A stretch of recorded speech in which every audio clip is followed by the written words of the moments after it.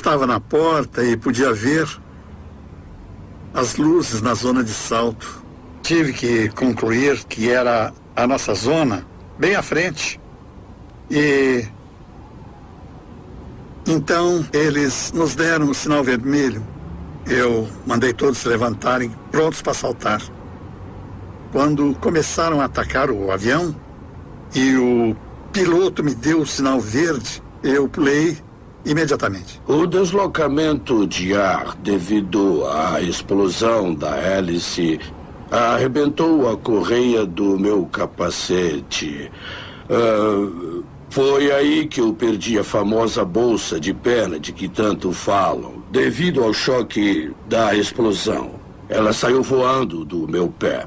Nós descemos do céu para qualquer direção que fôssemos. Sabíamos que haveria inimigos.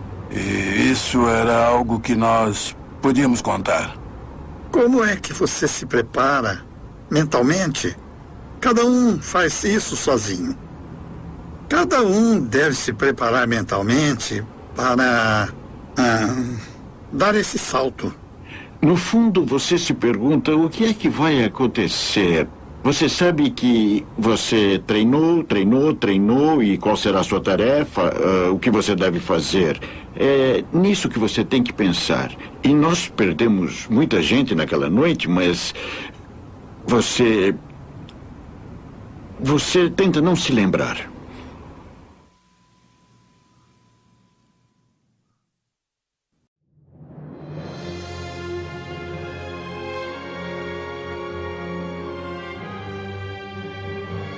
Naquela madrugada do dia 6, os homens da 82 e 101 saltaram sobre a península de Cotentin, próximo às praias do desembarque, com a missão de criar um corredor seguro entre Utah e Omaha. Contudo, devido ao mau tempo, baixa visibilidade e intenso fogo inimigo, muitos dos paraquedistas caíram longe dos pontos determinados e em locais inusitados. Um desses paraquedistas era Joseph Barley, do Regimento 506 da 101, que saltou sobre o pequeno vilarejo de Saint-Côme-du-Mont.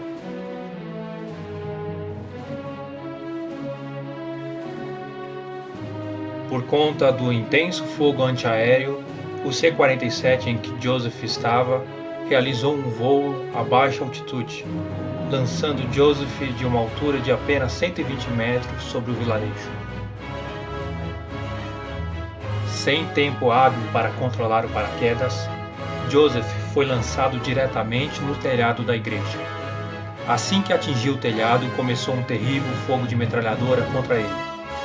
Mas, por sorte, ele não foi atingido, pois a uma certa distância uma casa de fazenda estava em chamas e a metralhadora direcionou o fogo para aquela direção.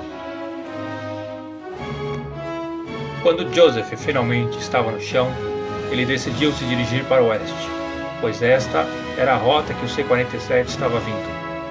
Ele tinha esperança de que assim encontrasse alguns de seus companheiros de salto. Nas horas que se seguiram, ele tentou destruir um gerador que era vigiado por uma dupla de alemães. Ele jogou algumas granadas e foi se esconder em um buraco. Para seu azar, este buraco já estava ocupado por alemães. Os alemães então levaram Joseph prisioneiro. E ele foi levado para o posto de primeiros socorros perto da igreja. Ali, ele foi cuidado por um cirurgião do batalhão da 101, Stanley Morgan, que também fora feito prisioneiro pelos alemães. Depois que Joseph tentou fugir, ele foi levado para um QG inimigo ao sul de Saint-Côme-du-Mont. Contudo, Joseph era um homem insistente, pois nos 7 meses que se seguiram, ele esteve em 7 diferentes prisões alemãs, tentando diversas fugas. Em uma delas, ele conseguiu fugir e estava bem próximo de encontrar o exército soviético. Contudo, um civil o entregou para a Gestapo, onde foi espancado e torturado, chegando próximo de ser executado. Depois, os alemães o levaram para o famoso campo de prisioneiros de guerra, Stalag 3, do qual ele escapou no início de janeiro de 1945. Após escapar do campo, ele se dirigiu para o leste, na esperança de se encontrar com o exército soviético. Foi quando se deparou com uma brigada de tanques soviéticos em meados de janeiro. No encontro, ele levantou as mãos segurando o maço de cigarros da Luke Strike, e gritou em russo: Amerikansky Tovarishki. Joseph conseguiu persuadir a comandante do batalhão, Alexandra Samusenko, supostamente a única policial feminina daquele posto na guerra, iniciando assim a sua passagem de um mês em um batalhão de tanque soviético, onde sua perícia em demolições foi apreciada. O novo batalhão de Joseph foi o que libertou seu ex-campo, o Stalag 3C, no final de janeiro, mas na primeira semana de fevereiro ele foi ferido durante um ataque de bombardeios de mergulho alemães.